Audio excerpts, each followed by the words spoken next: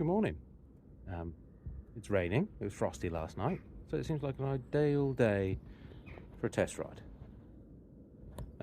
As my last test ride was so unsuccessful, I haven't really ridden it anywhere yet. But my wife's got my car, and her car is dead this morning, so why not test it? Now I've been doing a little bit of work on it. It's now got a side stand on.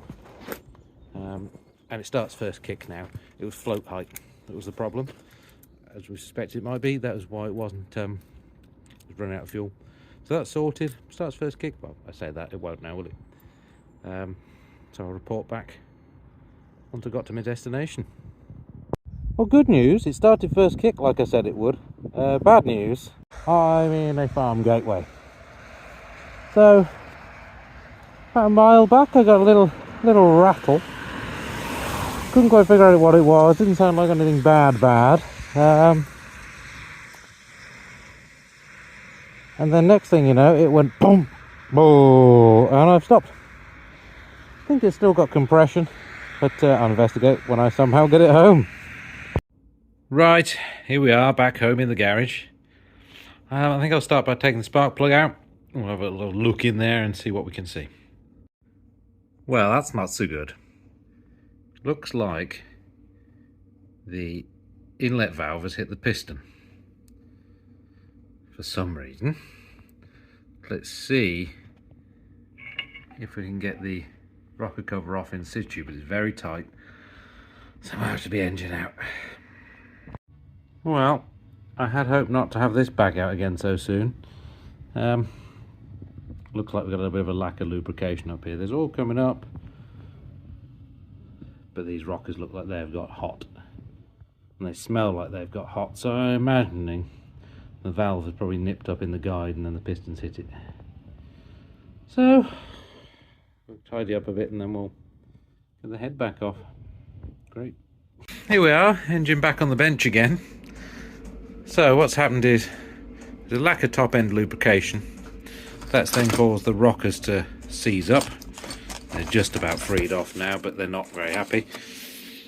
Need new ones. And then, because the rocker's seized, the valve has sat down, pistons come up, hit the valve. As you can see, that's bent. Big gap under that side. So, we'll take the valve out in a bit and we'll see what damage that's done, whether the guide's okay or... rockers are scrap. Piston's going to be okay, I think. It's just marked it. But otherwise it's fine. It hasn't damaged the skirt, anything there. The bore's absolutely fine. That's all bedding in nicely. So, but the next question is, what has happened?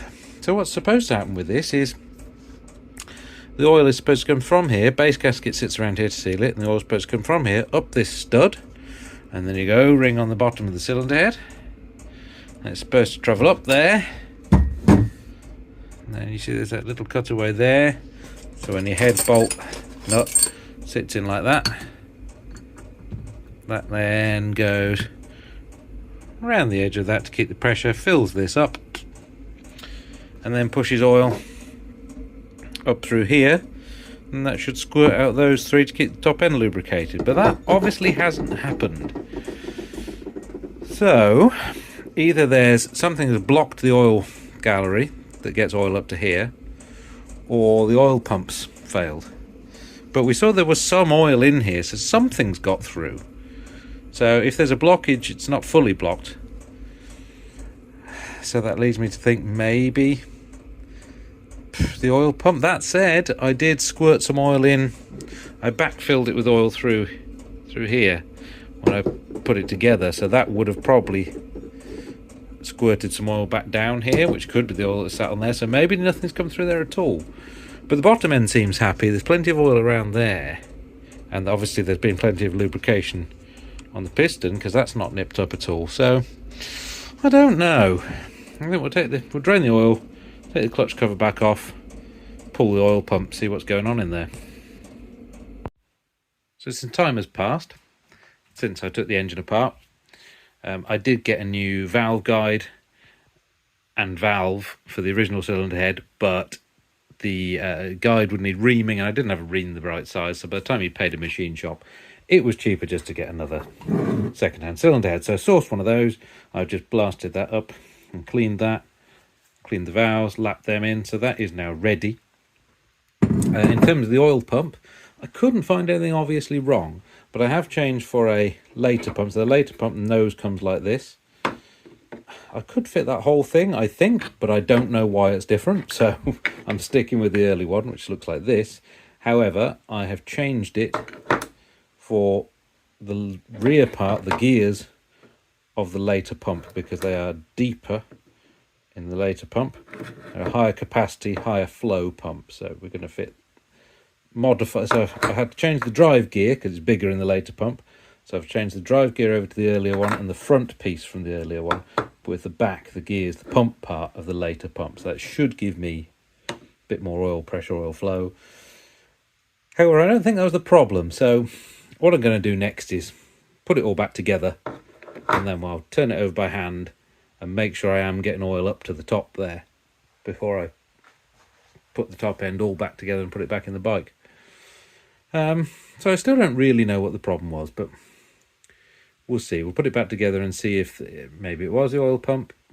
Maybe there's a blockage in there. I've brake cleaned through all the oil ways and blown it through and made sure there's no blockage.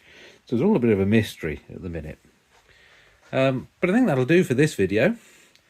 I'll get it back together and I'll get it back in the bike, hopefully.